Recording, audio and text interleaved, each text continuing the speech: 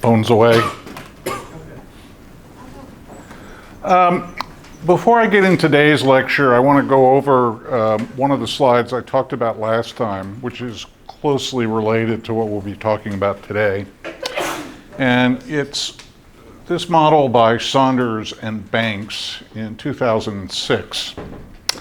Now again, the reason I want to focus on this is because it is a good exhibit of the general thing we'll be trying to do throughout the course. So what they propose is a way of measuring the slant of a surface relative to the line of sight by taking measurements within a visual image. So in this case, you have this angle A, which is how rapidly these lines are converging, and you have this visual angle W, or visual angle W, this is W over 2, which describes the width of the figure at its center. Now, so the basic idea here is that, again, you're going to take measurements from a visual image, and based on those measurements, we're going to try and derive some property of the physical environment. I mean, at the end of the day, that's what our vision has to be doing. All we have to work with is the stimulation on our retina, and somehow, based on that, we're able to obtain knowledge about the real world. Now, whenever we do this, there are inevitably some underlying assumptions involved. And some of the assumptions that we'll encounter are much more reasonable than others. So what is the assumption that goes into this model right here?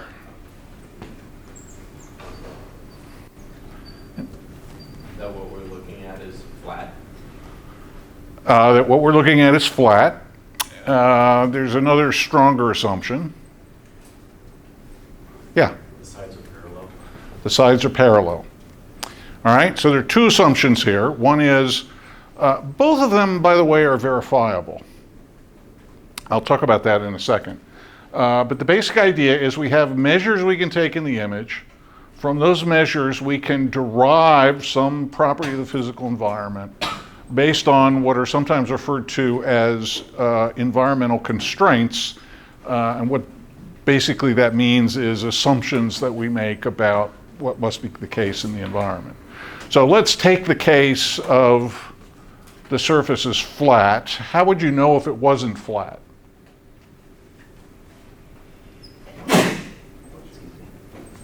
What do you think?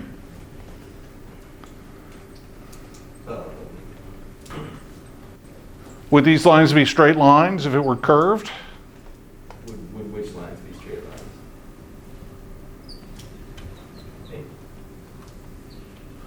Yeah, they would bend if it were a curved surface. And how do we know that they're parallel? All right, so it's plausible here. How about in this one? Yeah. They converge at a vantage point. They converge at a vanishing point, but that's also the case here. But the vanishing point's in the wrong place. The vanishing point has to be on the horizon, right? So if I'm looking at lines that converge, say, halfway to the back of the room, they're not parallel lines. They have to converge at my eye height.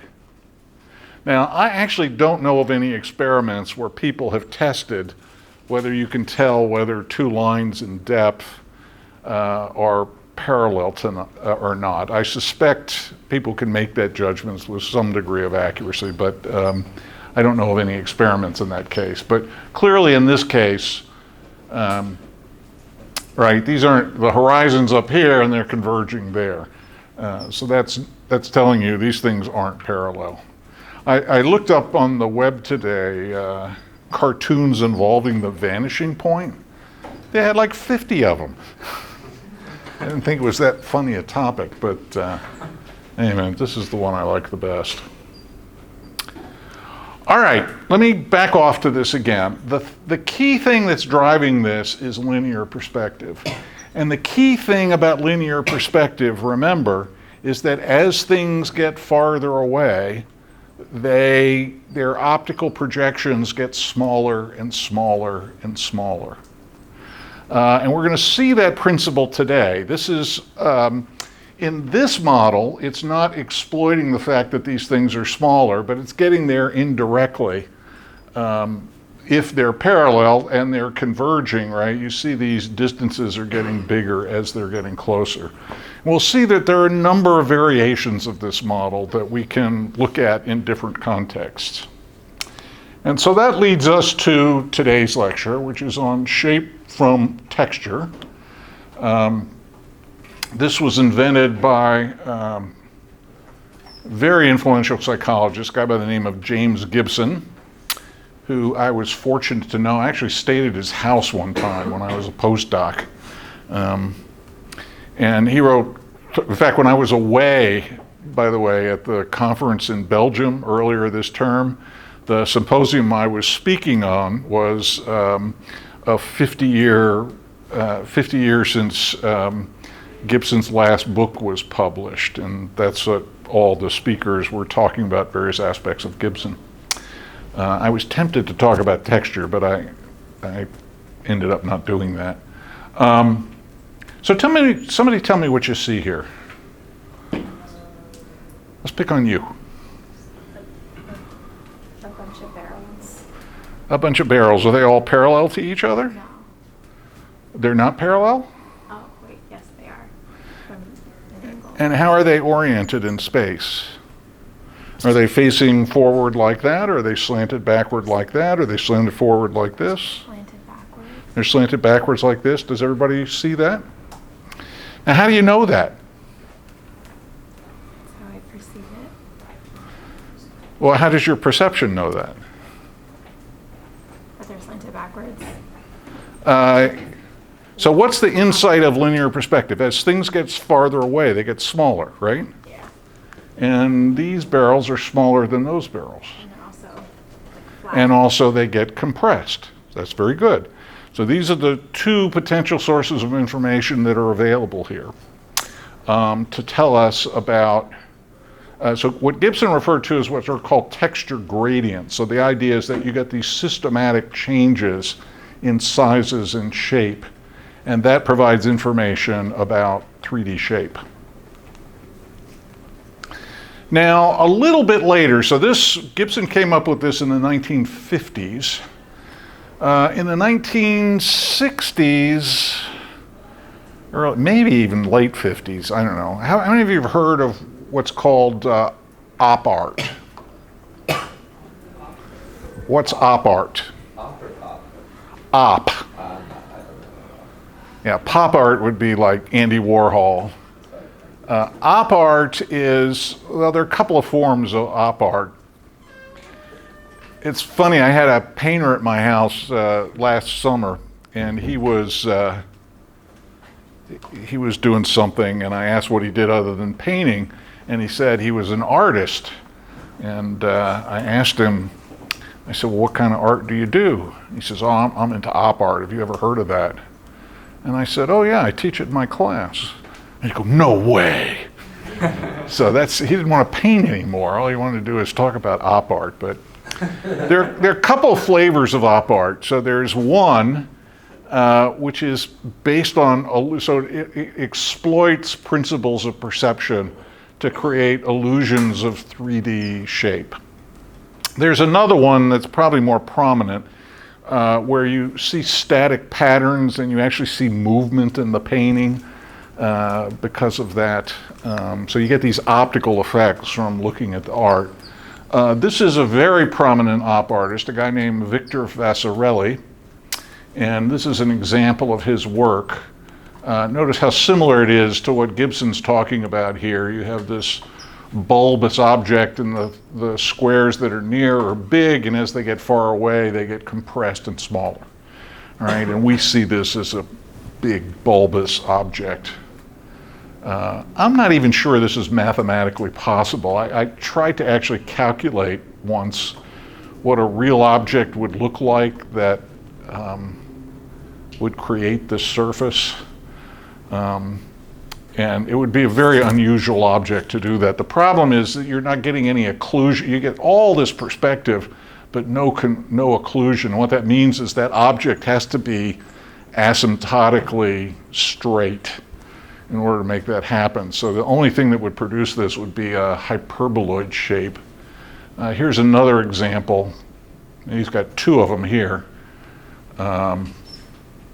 And again, you see the size changes and the shape changes. It's probably my favorite Vasarely. We have another guy in the faculty, Andy Lieber, collects not the originals, but prints of them. I think he has one original, but really into this. This painting is on the cover of several introductory sensation perception books, so that you can see the relationship to perception. Here's another famous op artist, a woman, Bridget Riley. She has a form much more graceful, I think, than Vasarely does. And so she does these parallel lines that look like they give the impression of curved surfaces. This is probably my favorite Bridget Riley winged curve from 1966. Now, one of the things I'm going to try to do today is to explain to you why you see 3D forms when you look at these paintings. All right, as I said, this is a popular kind of art. If you look up op art on Google, you'll see a bunch of examples of this. You'll also see some things that are different in the sense that they give you movement from the static displays. Now, coming back to your answer earlier, if we look at the projection, remember I told you two different things here. One is that objects get nearer or farther away, their optical projections get bigger or smaller. So this is one source of information that we could potentially exploit in order to get shape from texture. The other is as the object's orientation changes relative to you, the shape of the projection changes, from, in this case, from a circle into an ellipse. And if you carried this out, eventually it would be just a straight line. All right, so one of these, this one, is called foreshortening, and this one is often referred to as scaling. So let's go back to our barrel, and I want to describe two different models of how we could compute the slant of this surface. All right, so I'm trying to do something very similar to what Saunders and Backus were trying to do. I've got a planar surface, and I want to calculate what's its angle relative to my direction of view. So the first way we're going to do that is we're going to look at one of these barrel heads, like so. Right? So I have this red ellipse that's describing that barrel. And based on that, we can define the width of the ellipse, omega, and the length of the ellipse, which I've described as lambda. Actually, that's not an omega, is it? What is that? I forgot my Greek alphabet. Whatever it is, we'll call it W. So we have the width and the length, and based on that, if we assume that the barrel head is actually circular, all right, so that's a pretty strong assumption, we can calculate the slant, sigma, based on the ratio of these two things right here. All right, so we do a measurement in the image. We have the width of the barrel and the length of the barrel. We take the ratio of those two things, and assuming that the barrel head is actually circular, then we can calculate the slant by the cosine of this ratio. Now that's a pretty strong assumption. You can actually relax that a bit. You can throw noise in here. The key assumption is not necessarily that all the elements are circular, but it's that the texture is, I'll give you a big word now, it's called isotropic. So what isotropic means that if I measure variations in texture across the surface, they're going to be the same in every direction. So if I have a pattern of polka dots, for example, that would satisfy that requirement. So for our purposes here, for this example, I'm assuming the elements are circular, but we can relax that a bit and come up with basically the same model. So that's one way of calculating the slant of the surface. Let's think of a different way. Now here we have our barrels again. And now we're going to look at two of those barrels. This one and that one. And you notice they differ in size. And this is the thing that we're going to try and exploit. And so the measures we take this time are we have lambda 1, that's the length of the bigger one. We have lambda 2, which is the length of the smaller one. And we have delta, which is the visual angle by which they're separated. And from that, we can derive this equation right here, from which we can also compute slant. So let's just back up. The first model is exploiting these variations. So the idea is, based on the shape of the texture element, we can determine the slant. The second model is exploiting these variations. By looking at the differences in size in different locations of the image, we can calculate the slant that way. Now, it turns out that this model, even though the equation looks very different than what Sanders and Backus showed, these two models are formally equivalent. They make exactly the same predictions. All right, and what were the predictions of the Sanders and Backus model? There were two. One is that you would get accurate judgments of slant as long as the projected, so if I'm looking directly at a surface, that model would give you an accurate estimate of what the slant is. But if I'm looking at a picture of a surface, and the picture is not at the right viewing distance, the model predicts you should get systematic errors. And what did Sanders and Backus find? That both of those predictions are wrong. When you're at the right viewing distance, you underestimated slant by a huge amount. And if you vary the viewing distance, this has a small effect on apparent slant, but not nearly as much as the model predicts. Now, it turns out that exactly those same predictions apply here. And let me see if I can unpack that. So both models produce, this model here, the foreshortening model, and this model here, which is the scaling gradient model. Both models produce veridical slant estimates when surfaces with an appropriate texture are viewed directly, or when an image is viewed from the same visual angle with which it was rendered or photographed. All right, so in that case, if you're at just the right distance, this model will give you an accurate estimate of slant. However, if an image is viewed from too small a visual angle, an analysis based on foreshortening would produce attenuated slant estimates. Do all of you know what attenuated means? It means make smaller. All right, so if the viewing angle is too small, then your estimate of slant will be smaller than it ought to be. And if it's too large, it would produce exaggerated slant estimates. So just to try and unpack that a little bit, let's look at this diagram here. So suppose I take a picture of this surface from this angle, alpha. That's what the camera saw.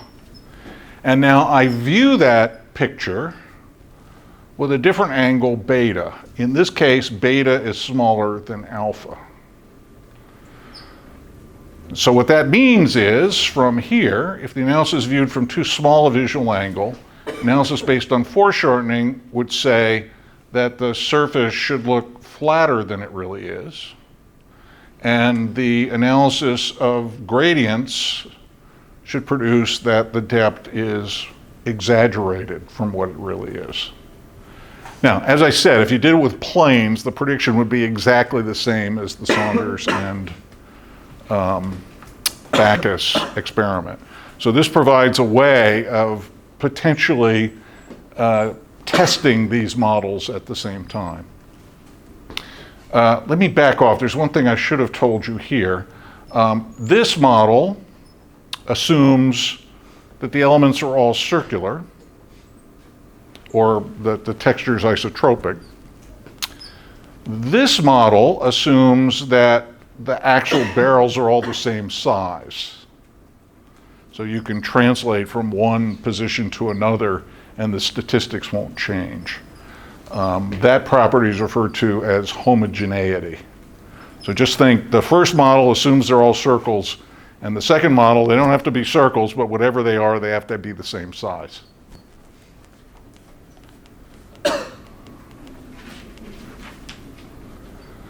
All right, so the way that we tested this was with, this is one of my graduate students from about 10 years ago. He's now a professor over in the UK, Laura Thaler. And up in my lab, we have a big projection video screen where we can show images with really huge fields of view, up to like 60 degrees of visual angle. And so this is an example where she's looking at this. Notice she has a patch over one eye. So if you have a monocular stimulus like a texture gradient, if you look at it with both eyes, the surface looks flatter than if you just look at it with one. Any ideas about why that might happen? Because your stereo is telling you it's a flat surface. The texture is telling you it's a curved surface. And if you mix the two together, you'll get some sort of compromise. So the way to prevent that is you put a patch over one eye. And here she's looking at it from a smaller view. So this is a visual angle of 20 degrees. This is a visual angle of 60 degrees. And so here are the conditions we ran. We have the camera shoots the scene at 20 degrees with concave surface. Camera shoots the scene with a 60-degree angle with a concave surface. Camera at 20 degrees, convex surface, and camera 60 degrees with a convex surface. So these are all the shape conditions that we ran. And here's an example of how the stimuli looked. So this is an image of, again, the shapes are hyperbolic cylinders. So they asymptote to a plane. And here we have an image with a concave object with a camera angle. So all four of these are exactly the same shape. So in this column they're convex, in this column they're concave. Here we photographed it with a 20-degree camera, here with a 60-degree camera. And notice they don't look the same at all. There's a huge effect here of the visual angle, and there's also a big effect of whether the surface is concave or convex. So the convex ones look like they have more depth than the concave ones. There's nothing in either of the two models I told you about that predicts this. So here's the task that we did. Subject looks at a surface like this, and then they have an adjustment that they do. And so the first thing they do is they adjust the asymptotic angle, and then they adjust, well, how curved does it look at the tip? And then a lot of these don't look like they're planar, so we also allowed them to make an adjustment at the end and add a little bit of curvature down there. Now, this is not part of the actual stimuli, but the subject saw that. There's nothing more frustrating as a subject where you see something and the adjustment doesn't allow you to indicate what you see. So we didn't start out with this part, but the subjects all complained, and so we added an additional parameter so they could tell us about that. And here are the data. Here are the convex ones. Here are the concave ones. The black ones are 20-degree or 20-degree viewing angles. The red ones are 60-degree viewing angles. the subjects basically, if the subjects were accurate at these tasks, you would see a straight line like that. You're not getting anything like that. So there's a big effect of concave versus convex. There's a big effect of viewing distance, and there's also a big effect of the camera angle. Now, none of this makes particular sense from any of the existed models that were around at that time. So we started out trying to test the two models I just told you about. The results were not consistent with either of them. And what do you do in that situation if you're a researcher? What would you do if you're a young scientist and... Freak out.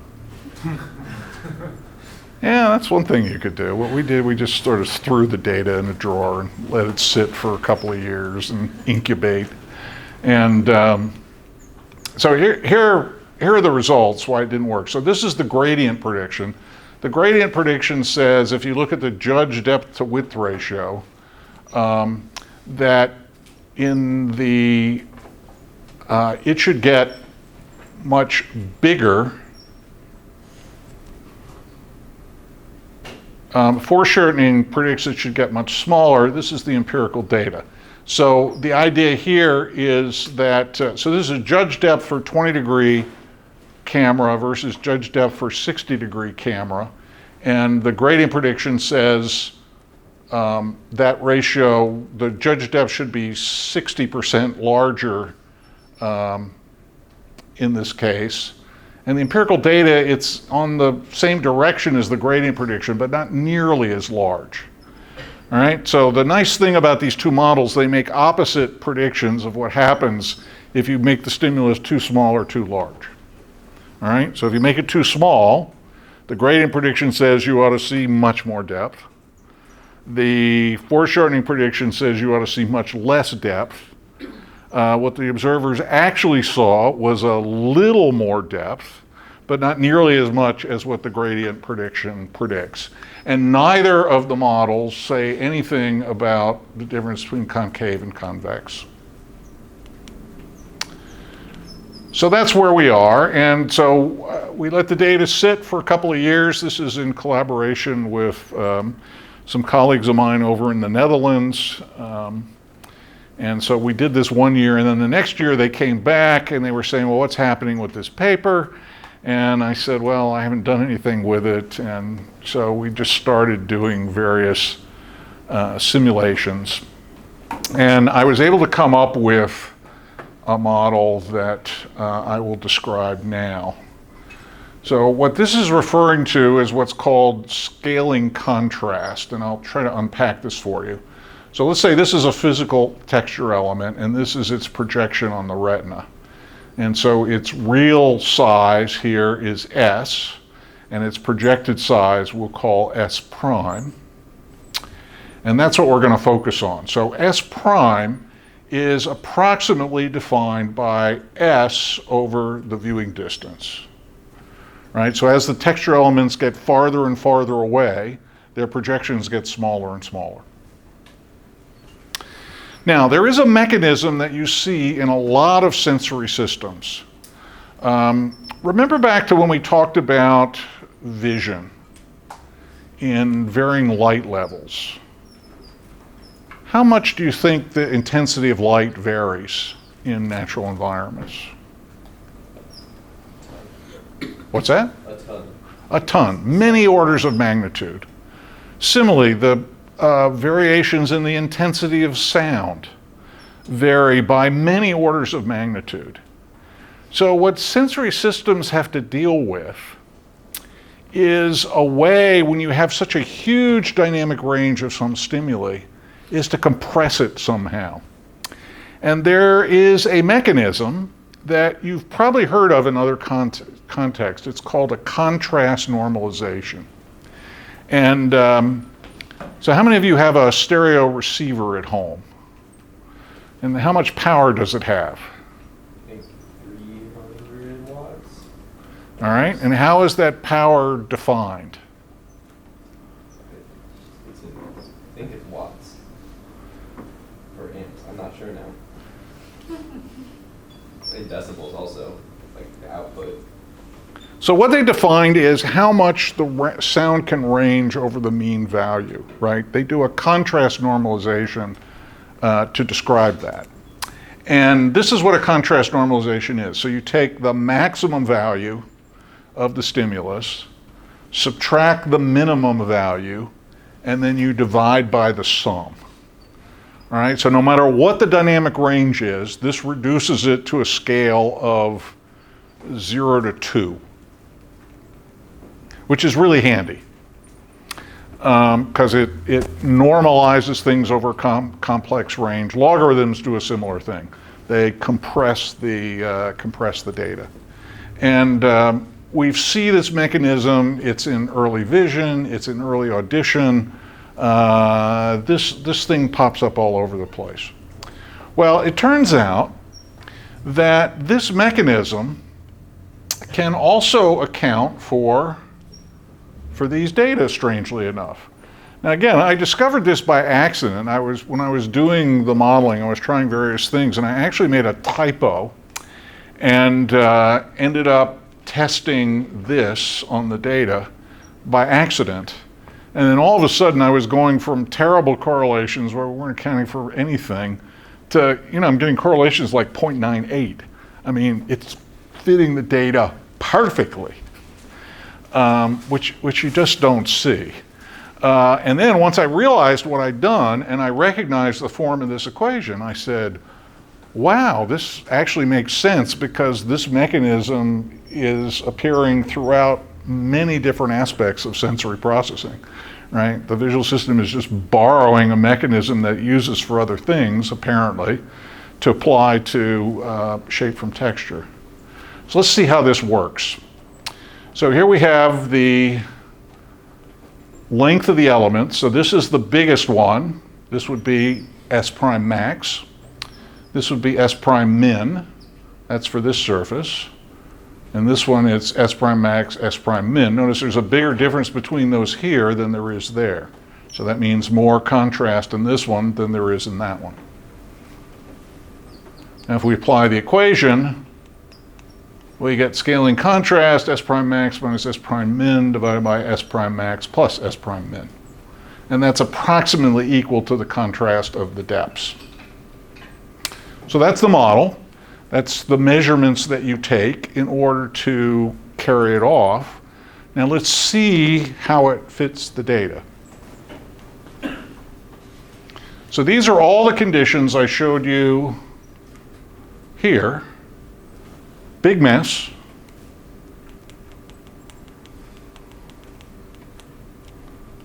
Here's all those conditions, judged depth to width ratio, plotted as a function of scaling contrast. Correlation like 0.98. I mean, you just don't get a better fit than that. This is one of the beauties about being in perception, right? If a social psychologist saw anything like that, they'd probably have a heart attack and die on the spot, right? This is accounting for almost all the variance in the study, which is absolutely wonderful. Now, it actually does a bit better than that. So in this measure, all I'm testing it with here is the judged depth to width ratio. But remember, the subjects are giving me a lot more information than that. They're just not telling me what the depth is relative to the width. They're actually telling me about the shape of the surface. And so we modified the model a little bit. And so we take any given point, we'll call it phi, and we measure for any point on the surface. Well, let me back off. Explain it this way, right? So this is S min, this is S min, this is S max. But I can also apply this to any point in between, and we'll call the length of this S phi. All right, so now what I'm going to give you is an equation where you can calculate a three-dimensional curve, not just for the depth to width ratio, but from everything in between. And so this is what that curve looks like. There's one free parameter here, k. Now, what you're seeing here is the ground truth is shown in black. So this is the actual shape of the surface that's being simulated. What the subject's judgment is shown in red. So in this case here, where you have a 20-degree camera and 20-degree view, right? You have this huge depth to width ratio on the actual surface, but the subjects are telling you it looks really flat. Over here, not so much, right? The subjects are pretty much accurate in this case. And down here, where you have 60-degree camera and 60-degree field of view, the subjects are telling you that it actually looks more depth than what's really being simulated. And the other thing to note is that these things have really sharp tips, but the subjects are saying there's a relatively little curvature at the tip. So these are all the things we want to try to fit. And so I say, the actual judgments are given in the red lines. The prediction of the model are given in the dashed lines. And the key thing to note here is the predicted shapes are almost exactly what the subjects judged. So it's not just the depth to width ratio, they're also getting the shapes of these things. And notice how they bow outward a little bit in this case. In this case, the model's picking that up as well. So this is a really good model to account for shape from texture. It accounts for all the known effects that people have gotten for planes and stuff, and just shows the serendipity of making an appropriate typo at just the right time when you're. And again, I want to reinforce the fact that what's nice about this is a mechanism that we know exists in sensory systems all over the place. So we're just not making up an equation. If you went to any sensory psychologist and you asked them what a contrast normalization is, they'd give you this equation right off the top of their head. All right, so let's back up here. Remind you what perspective projection is. What is driving the effects that I just told you about? What's driving the effects that I just told you about are that as you get farther away, the optical projection of an object gets smaller and smaller and smaller and smaller. So that's the main thing that's being exploited here in order to compute shape in this case. And that derives from perspective projection, where if I look at x prime in an image, it's equal to, so if this is the width of an object in the image, that equals the actual width in 3 space divided by its distance away from me. However, there is another kind of projection that we talked about last time, called orthographic projection, also referred to as parallel projection. So what does parallel projection do? Parallel projection, the size of the elements are not affected by viewing distance at all. All right, so let's test to see somebody whether they get this. Let us suppose that I take this surface and I make an image of it with orthographic projection. What will you see?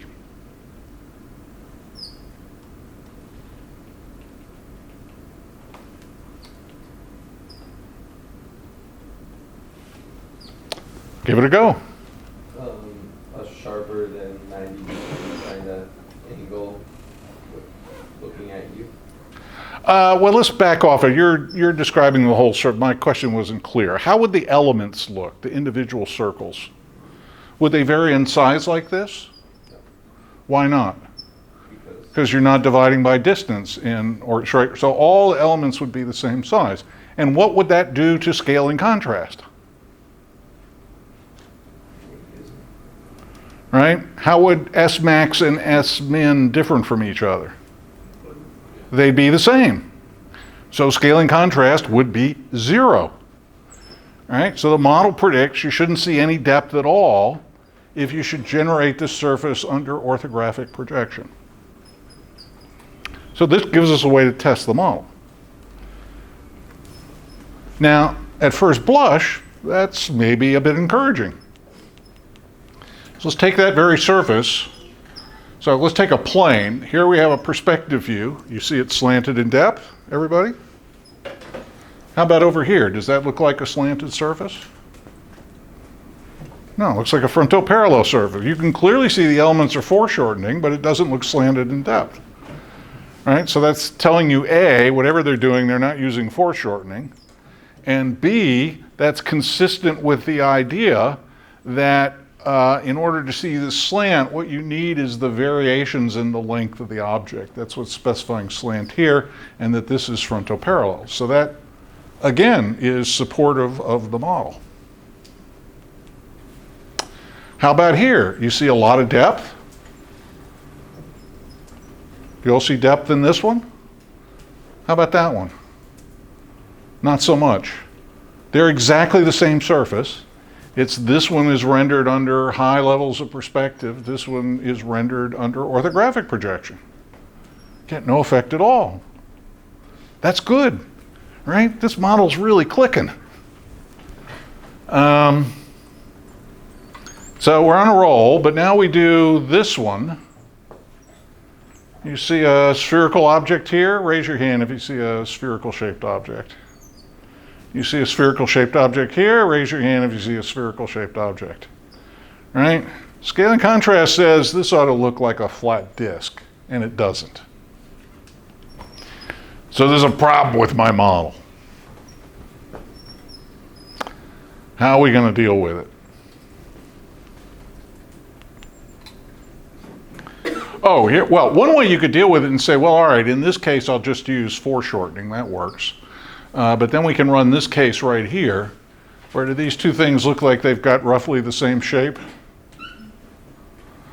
But it's clear that this object, that dot that's frontoparallel, is not circular. So whatever you're doing here, you're not using the foreshortening to calculate the 3D shape. So now we're back where we started from. I can account for a whole bunch of data, but I've got this anomalous finding that I don't know how to deal with. And so then the question is, well, maybe we got more than one model at play. Now again, let's go back to our discussion of early vision. Why do we have both rods and cones? Help us see in different lights of vision. And so what are rods good at and what are they bad at? Rods are good at night vision. They're good at low vision. What are they bad at? Great vision. They have really crummy acuity. Right? So the trade-off is if you want to maximize sensitivity to low lights, you want a lot of convergence. But if you want to maximize acuity, you have low convergence. And how does the visual system solve that problem? It says, oh, we'll do both. All right, well, maybe that's happening here. So let's say I look at things from really big visual angles and I have a lot of scaling contrast. I'll have one model that works in that context. But I also look at things with small visual angles, which approximate orthographic projection. All right, so you might use a different model for that. Right, so we have models that are context dependent. Have similar thing in audition.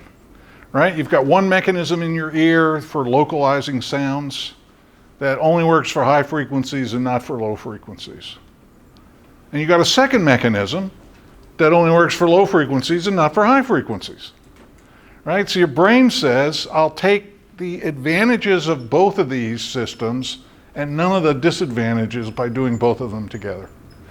And maybe it's the case that texture is doing the same thing. So again, here's another example. These are anisotropic textures. So the question is, can we build a model that'll work for these? Also, both of these are under orthographic projection. So here's the basic idea. Let's suppose I take this cylinder here, and if I do a cross-section of the cylinder, right, these are not circles. So if I try to apply that foreshortening equation I showed you before, it'll give you the wrong answer. it'll tell you that this is slanted where your eye is really telling you it's facing frontoparallel. So how can we determine that? If I scan this surface, right, I go from this side to that side, this is the place where the width is a local maximum. And we're going to call that W max. Right? So this is the texture element that's wider than any others. Similar to contrast, but we're going to use it in a different way. And then this is the width of some other arbitrary element that's not at the maximum. We can calculate the slant of this thing using this equation. So we have W phi over W max equals the cosine of the slant at this point. Now notice this is really similar to the foreshortening equation, but it's more general because you're not assuming that the elements have to be circles.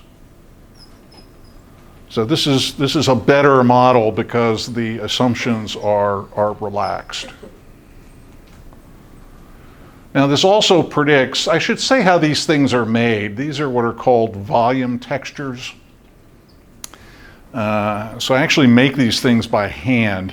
So I get little spheres and I paste them on the surface of the object, and then I subtract the two, and you get a surface that has a bunch of holes in it, and I can color the holes differently from the actual surface, and you get things that look like this. So here's what the holes, the parts where you're seeing a surface looks like this. If I reorient the elements that I'm punching holes with, it makes the surface look like it's slanted off to the left.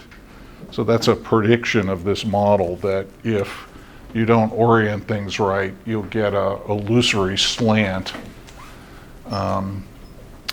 So here's a depth profile task that we use to see what observers see here. So what they do is they see a row of dots, and then they have to adjust a row of dots on an adjacent screen so that this looks like what the profile here looks like in depth. So does that look about right to you? You see a big curvature here, and then it flattens off like so. That was the observer's judgment for this stimulus. Now, if we do that, so let me back off 1 second here. So the model we're going to test is this one, and we can apply it easily to any dotted surface. And so here is, we're going to take a cross section through this surface and a cross section through this surface. And we're going to do cross section here. So this surface is the red curve. This surface is the green curve. These are the same object, by the way. The only thing that's different is the elements that are punching the holes that are at different orientations. This is the ground truth. This is what the surface is actually doing. This is the subject's judgments over here. So this is the subjects, and here, and this is the model fit. And so the nice thing to note here is that in the subject's judgments are the dots, and the model fits are the curved lines. And the main thing to note is that the model is getting the subject's judgments of shape almost perfectly. So what that's telling us is we really do have two mechanisms of texture. One that works with big visual angles, that's scale and contrast, and another that works with small visual angles, which is directional width gradients. Now let's test this in a number of ways. So suppose we have a planar surface. Now both of those models could apply here. So if you apply the directional width gradients, this tells you that that plane ought to look curved. If we look at scaling contrast, it tells you that this thing ought to look flat. And of course we see it as flat. So the basic idea is that if you've got differences in scaling, then that predominates over the shape changes, right? So if you've got lots of scaling variations, then scaling contrast is the thing that's going to govern what you see. Let's now apply this to the Vasarely painting. All right, now there is no ground truth to this. This is just a painting. But we can still apply the model and see what the model predicts you ought to see, and then you can judge for yourself if that's what you see. So if we apply directional width gradient, it says you ought to see something like that, which is the shape much too severe here. As opposed to if you do scaling contrast, it tells you should see something like that, which is much more reasonable.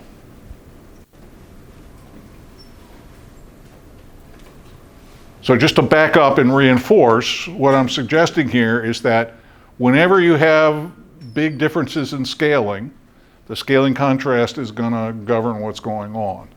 The width gradients aren't going to kick in unless you've got no signal out of the scaling contrast. But that still leaves us with one problem. And that is, what do we do about Bridget Riley? Neither of those models applies to her.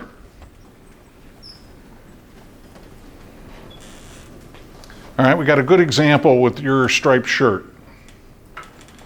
All right, so we have straight stripes, and as they curve around your arm and they bend in the optical projection, and we're able, or your striped shirt in the opposite way, we can exploit the projected bending of those things in order to see 3D shape.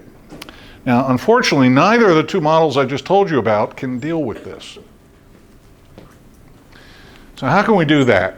Well, the idea I had for that was you can think of these contours as they behave sort of like a ruler.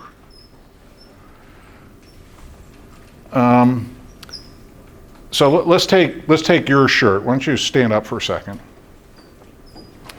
All right, so the contours, right, are slicing. So suppose we're looking down on her from above. I won't ask you to do that, right? In that case, the contours would mark equal intervals in depth. You can sit down now. But because they're ruled in that way, they behave much like the dashes on your ruler to measure fixed intervals. And so if we take a case like this, where they're sliced like so, right? This, these are all fixed intervals in depth because of the way the contours are structured. Now, that's a very special case of putting contours on a surface. So the other question is what do you do if the thing is slanted back in depth like this? By the way, I should tell you, this is a technique that was invented in the 1950s by cartographers. And they refer to it as the method of inclined planes.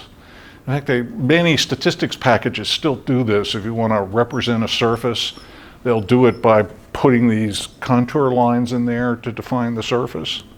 And so the idea is that it's like you're looking at a piece of butcher block or something where you have planar layers of different materials that have different colors, and it defines the 3D shape of an object. So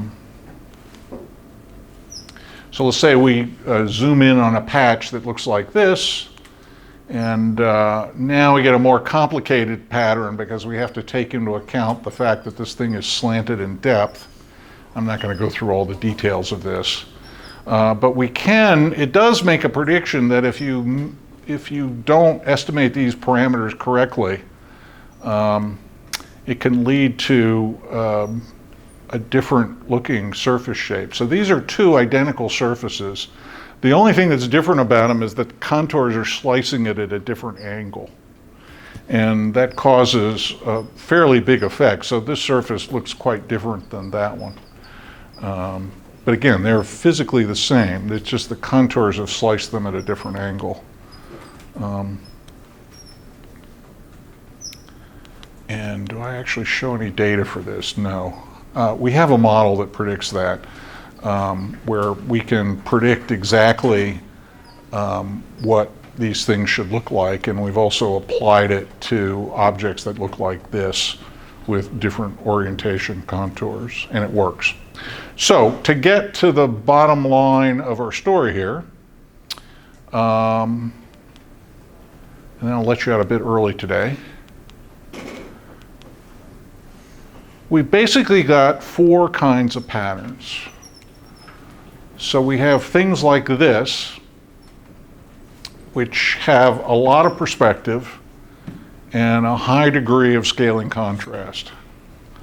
We have things like this. This is standard linear perspective, but scaling contrast works just as fine here, right? Instead of measuring the angles that these guys are converging, we just measure the widths at different points along there. So these are perspective projections. These are orthographic projections. And again, we have either with contours or with irregular blobs. And here's the table that talks about the different models that you use. So if you have blob textures, things like circles or ellipses, with no perspective, you use directional width gradients. If you have perspective, use scaling contrast. If you have contour textures, no perspective, use contour indexing. If you have a lot of perspective, again, use scaling contrast. So what the data are suggesting that if we look at the kind of textures people have used in op art by Victor Vasarely, Bridget Riley, etc., it suggests that we need multiple mechanisms in order to deal with those different contexts. And I think with 3, and they may not be exactly the way that I've described them here, but I think with those 3 mechanisms, you can get at pretty much all the data that exists with respect to shape from shading. Now, let me just back off one stage, and I want to put all this in higher context. Remember what it is that we're trying to do. It's really important that you keep this in mind all the time. What we're trying to do is to come up with measures of visual images from which we can derive properties of the 3D world based on some reasonable set of assumption about environmental constraints. Now, any model of that type is going to have limits on it. If you violate the assumptions, the model will break. And so what we do as experimental psychologists is we run experiments and try to figure out, does the model break in the same way that people make errors? So if you can produce when subjects are accurate in their judgments, and you can also predict the errors that they're performing, you've got a good model. Now, those of you who are engineers, you've got a different standard. You could care less well, I take it back. If you're a cognitive engineer, you're sort of in a mixed world. But if you're a computer vision person, you just want the model to give you an accurate estimate of what the world is. You don't particularly care how humans see things. In fact, if your model's better than what humans do, that's great. Unfortunately, the models that people try to derive that do that aren't very effective. And so the reason we have the computer vision guys in here is hopefully to derive some insights from the way humans do things that they might want to try to explore in trying to get machines to behave in a more efficient manner. So I will see you I'll see you on Thursday. And remember, our first exam is a week. Oh, is a week from Thursday a holiday? Yeah. A week from today. A week from today's not or this Yeah, a week from today is the next exam. Yeah. Okay, I'll see you on Thursday.